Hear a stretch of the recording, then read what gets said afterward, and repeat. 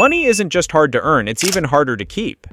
While most people focus on making more, few realize what's quietly draining their wealth. From reckless investments to the never-ending pursuit of status, certain financial traps can wreck your journey to financial freedom before you even notice.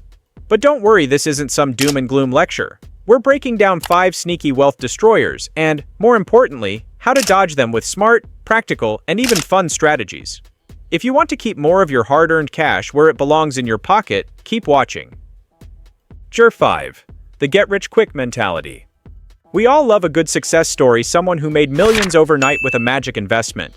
But let's be real, for every one of those, there are thousands of people who lost everything chasing the same dream. During bull markets, it's easy to fall for the fear of missing out on high-flying stocks, crypto trends, or some random influencer hyping up an investment. But more often than not, you end up buying at the peak, only to watch your hard-earned cash evaporate faster than a snowball in the Sahara. Instead of gambling on the next big thing, build long-term wealth by investing in index funds and ETFs. Want a little excitement? Allocate only 1 to 5% of your portfolio to high-risk investments. This is your lottery ticket fund. To put things into perspective, try a simple exercise. Calculate the future value of money you lost by investing impulsively. Plug those numbers into a compound interest calculator and see what that money could have turned into if you had put it in a safer investment. Spoiler alert, you'll probably be kicking yourself. Think of your investments like a barbell. On one side, conservative and stable investments like high-yield savings accounts, T-bills, and index funds. On the other side, a small portion allocated to high-risk plays. The key? Keep the middle empty. This is where bad financial decisions live. 4. Being house poor. Owning a home is often considered the ultimate financial goal. But buying too much house? That's a financial nightmare wrapped in a mortgage. Many people fall into the trap of stretching their budget to afford a bigger home, thinking it's a smart investment. In reality, an oversized mortgage can quickly turn into a financial burden, leaving little room for savings, investments, or even simple pleasures like vacations. A big house means bigger expenses, higher property taxes, more maintenance, costly insurance, and that massive roof that will inevitably need fixing. And let's not forget utilities. More square footage means more energy consumption, which translates to higher heating, cooling, and electricity bills. Before you know it, you're drowning in housing costs, all while trying to keep up the appearance that you're living the dream. But in reality, that dream home could be the very thing keeping you trapped in financial stress. The golden rule: keep your total housing expenses under 30% of your net, after-tax income. This isn't just about your mortgage factor and property taxes, insurance, maintenance, and utilities. Many homeowners forget about hidden costs like HOA fees, landscaping, home repairs, and unexpected emergencies, which can add up quickly. Just because the bank approves you for a massive loan doesn't mean you should take it.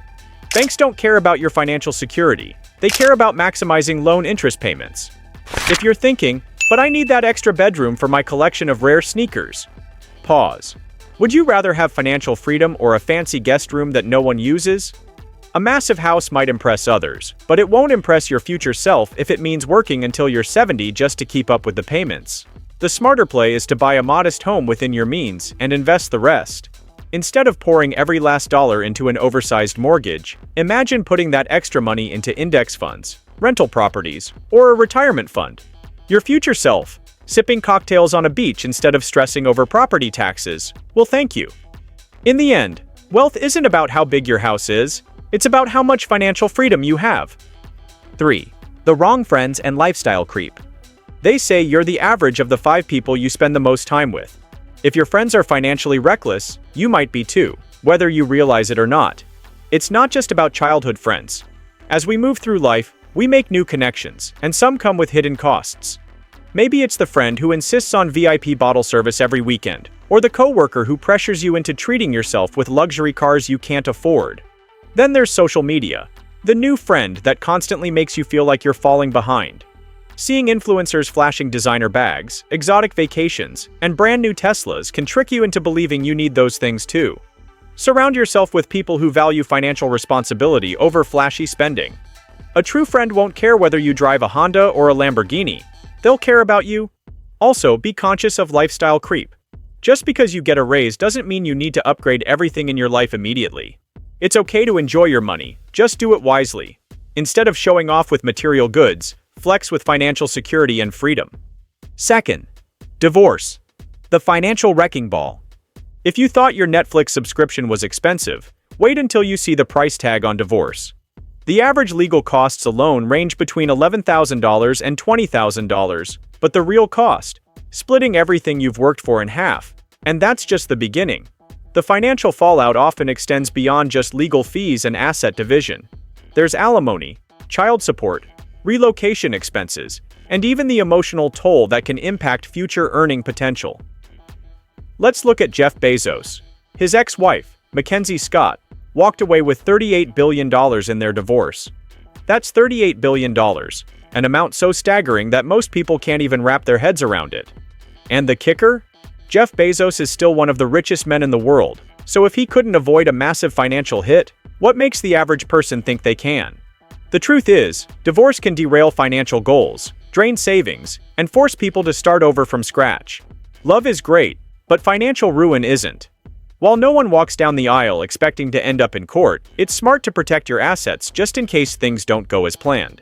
A prenuptial agreement might not be the most romantic conversation to have, but it's a practical one. If both partners are truly in it for love and not money, signing a prenup should be no big deal. It's not about expecting failure, it's about avoiding unnecessary financial devastation if things go south.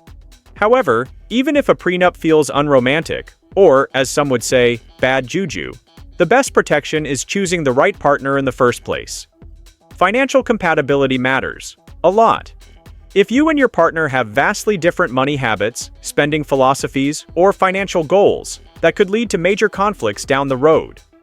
Before saying "I do," talk about money openly, set financial expectations, and ensure you're aligned on financial priorities. The best marriages aren't just built on love, they're built on shared values, mutual respect, and financial trust. 1. Chasing status symbols. Ever notice how once someone starts making good money, they suddenly need a Rolex, a luxury car, and designer everything? This is the classic case of new money syndrome. When someone finally gets a taste of wealth and goes on a spending spree to prove they've made it. Unfortunately, most luxury items depreciate faster than you can say, bad investment. The problem? Status symbols don't just eat away at your wealth. They also set a new standard you feel forced to maintain. One designer watch turns into a collection. A luxury car means upgrading to the latest model every few years. Before you know it, you're stuck in an endless cycle of spending just to keep up appearances. If you're still building wealth, avoid luxury purchases altogether. But if you've reached financial independence, or at least have 25 times your annual expenses saved, keep these items to a small percentage of your net worth. A good rule of thumb: if losing an expensive watch or car tomorrow would stress you out, you probably shouldn't have bought it in the first place. If you want to build wealth, not destroy it, make smart moves, and avoid these financial traps. If you found this helpful, smash that like button and hit subscribe for more money-saving wisdom. Got a wealth killer I missed? Drop it in the comments below. And remember, flex with financial freedom, not flashy purchases.